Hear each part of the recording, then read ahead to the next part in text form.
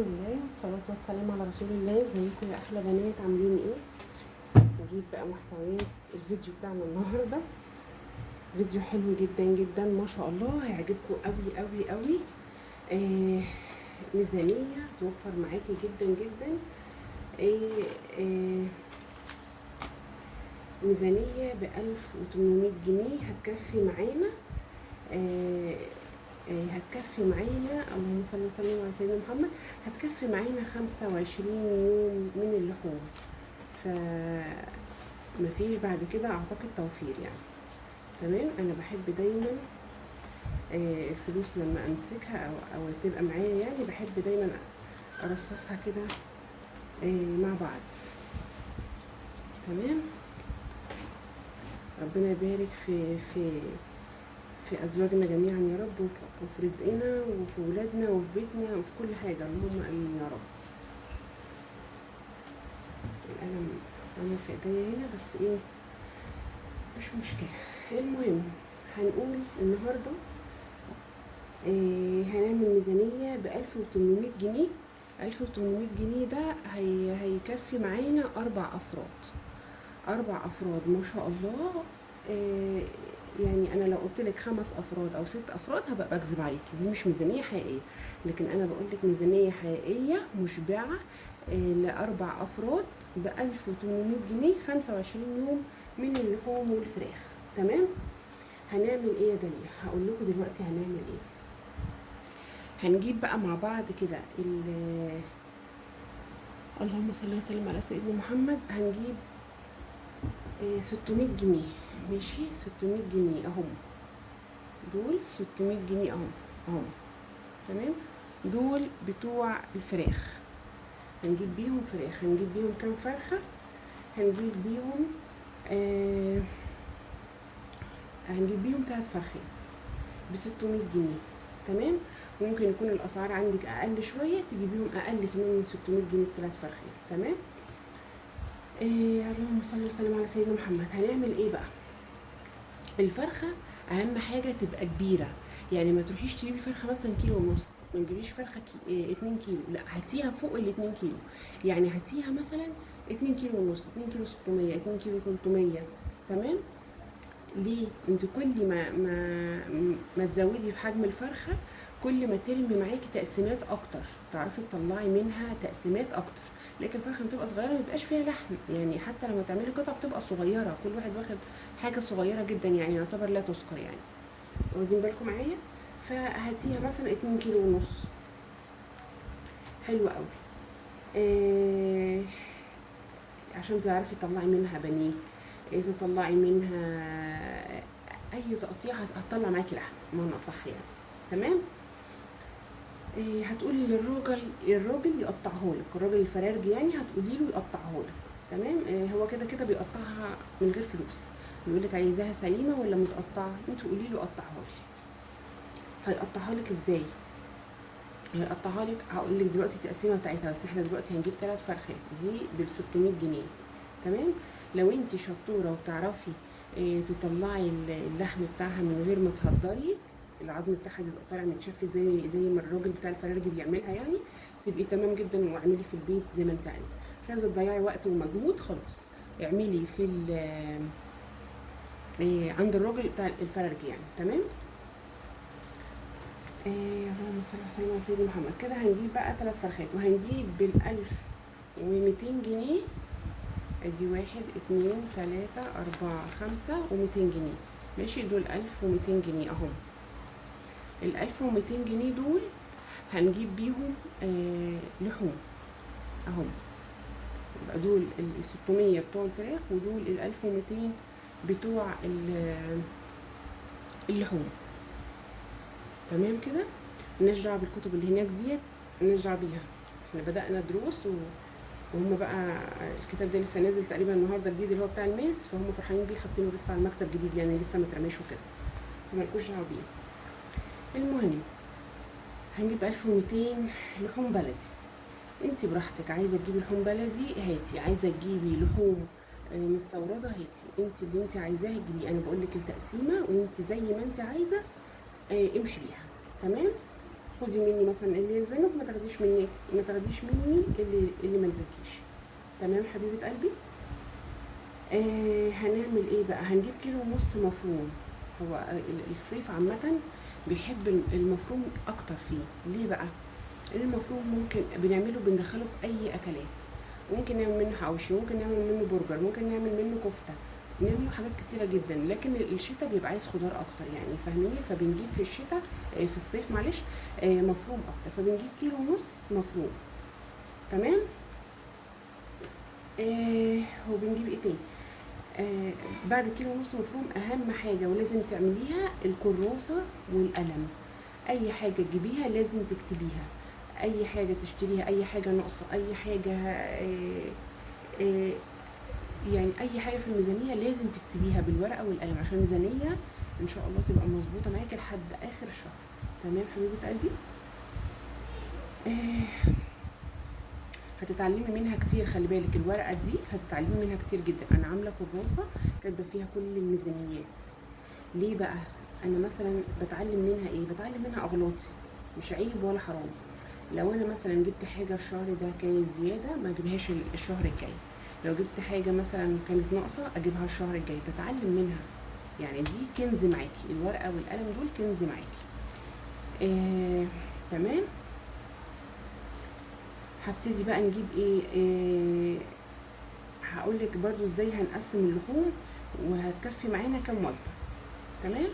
الكيلو ونص قبل ما نقول الاول التقسيمات بتاعه اللحوم، احنا جبنا كيلو ونص لحمه مفرومه، هنجيب نص كيلو نص كيلو سجق، هنجيب نص كيلو بفتيك، هنجيب نص كيلو كبده. ده كده معانا اللحوم. تمام.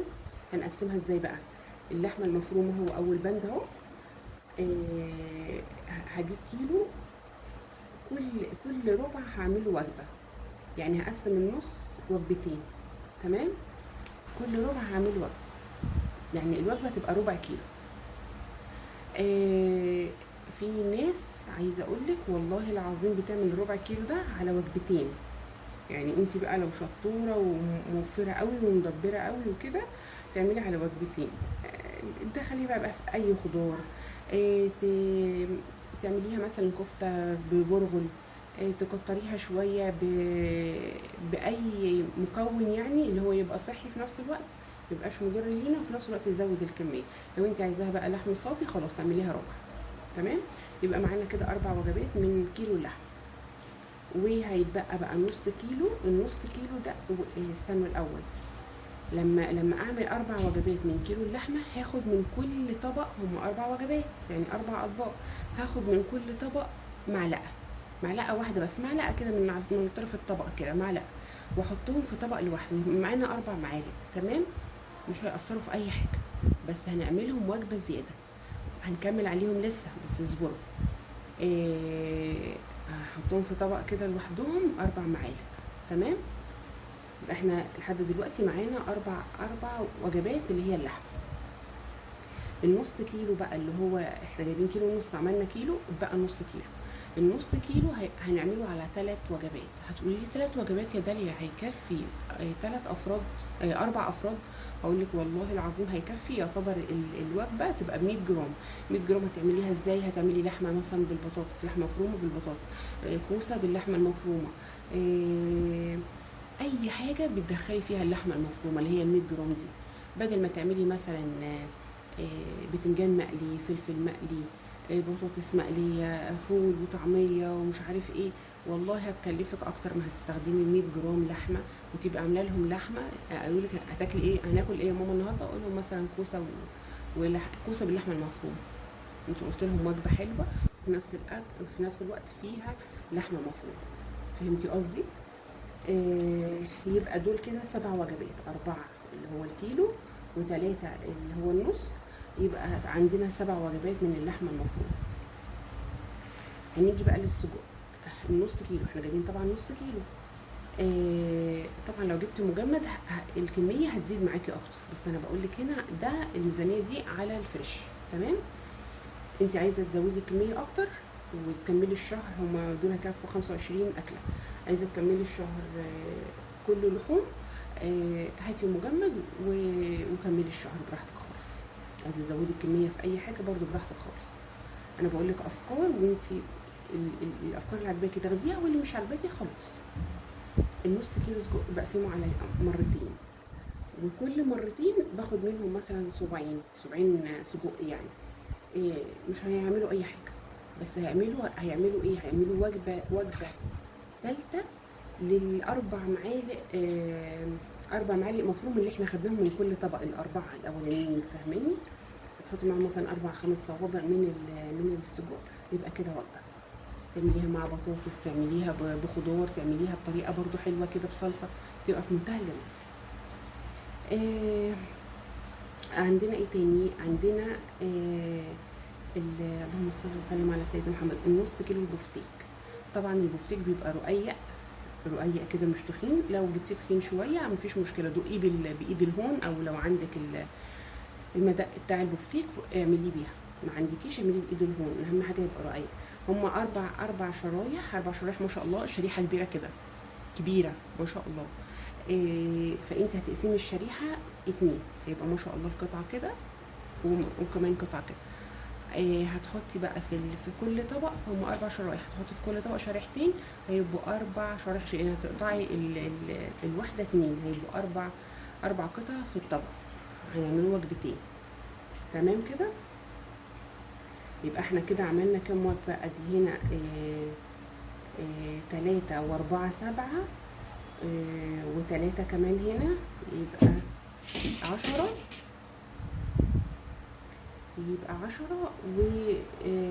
والبفتيك 2، يبقوا 12. فاضل لنا وجبتين في اللحوم، يبقوا 14 وجبة معانا، اللي هي الكبدة هنقسمها على وجبتين. يكفي. بصوا بسم الله ما شاء الله، النص كيلو كبدة بقسمه على مرتين، يعني المرة ربع كيلو هيكفي 4 أفراد، هيكفي جدا جدا جدا، وتقوموا شبعانين ما شاء الله. مثلا لو عملتي طبق مكرونه لكل فرد، طبق مكرونه وعليه مثلا الكبده الاسكندراني، او اي زي ما انت عايزه تعمليها اعمليها. تمام. ممكن تعمليها لو انت مثلا مش عايزه بقى تقطعيها كده، اللي هي حتت صغيره، او اسكندراني، ممكن تعمليها بانيه مع شويه سلطه، مع شويه طحينه، مع شويه رز، زي ما انت عايزه، بتبقى زي الفل. زودي لها الفلفل والبصل، بتبقى حلوه جدا برضه، طريقه من ضمن الطرق يعني. كده معانا 14 وجبه لحوم. تمام.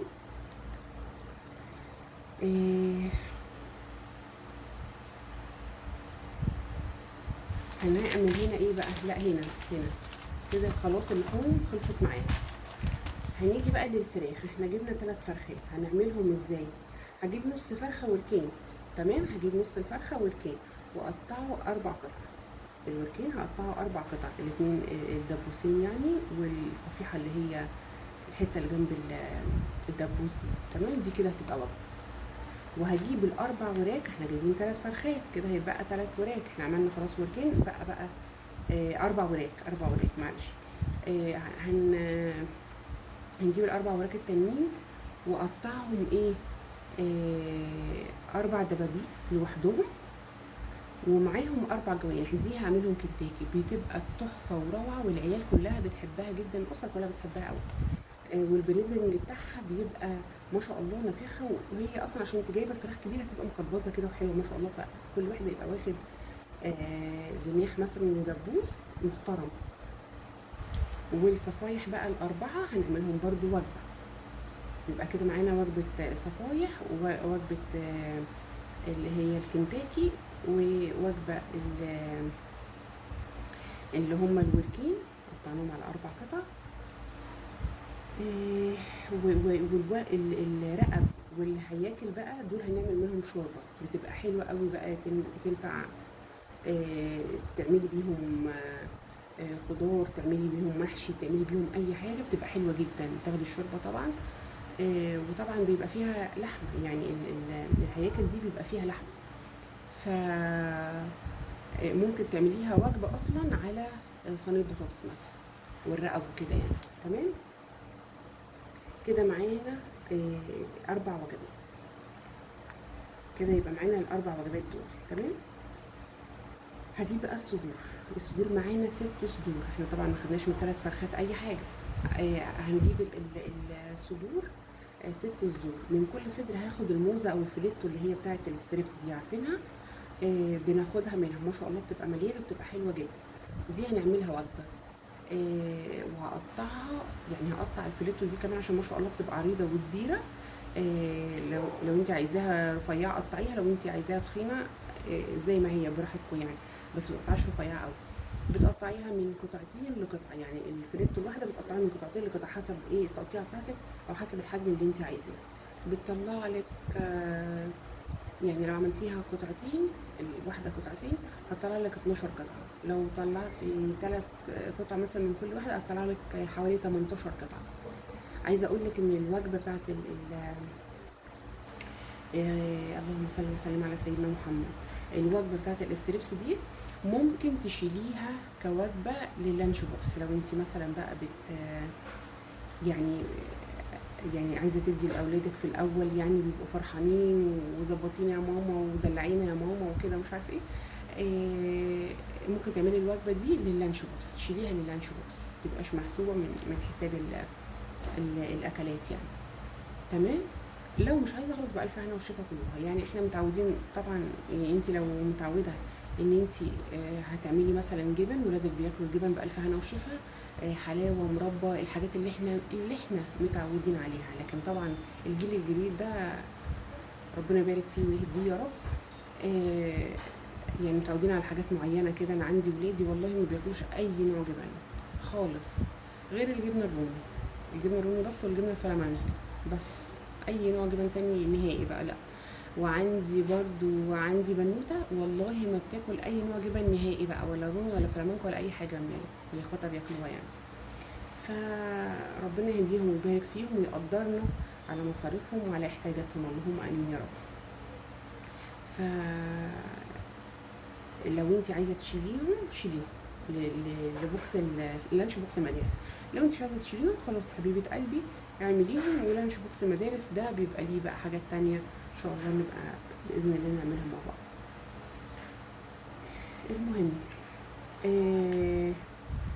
بعد بقى ما قطعناهم وخلاص، دي كده كانت وجبه. الكبد والقوانص نسيناها. الكبد والقوانص دي وجبه برضو بتبقى حلوه جدا جدا. كده معانا ما شاء الله 11 وجبه غير الهياكل. يعني انا الهياكل مش حاسباها من ضمن الوجبات. انت عايزه تحسبيها احسبيها، يبقى 12 وجبه. مش عايزه تحسبيها براحتك. لا عايزه تحسبي برضو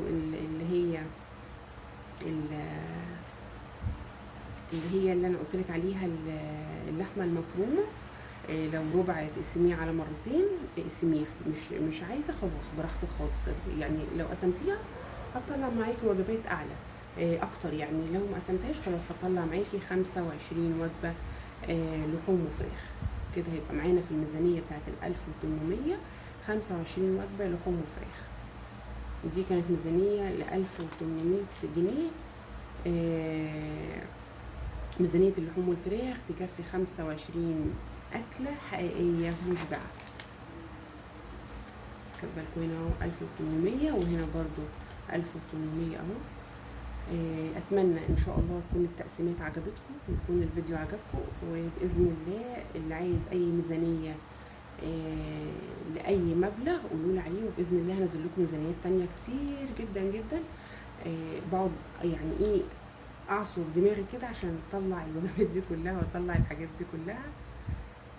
فان شاء الله باذن الله الفيديو باذن الله يكون عجبكم، واقدر اكون افدتكم واستفدتوا من الفيديو باذن الله. واشوفكم ان شاء الله في فيديو جديد، واقول لكم دلوقتي في رعايه الله يا حبايب قلبي، وتوحشوني من هنا للفيديو الجاي. وفي رعايه الله، والسلام عليكم ورحمه الله وبركاته. مع الف سلامه.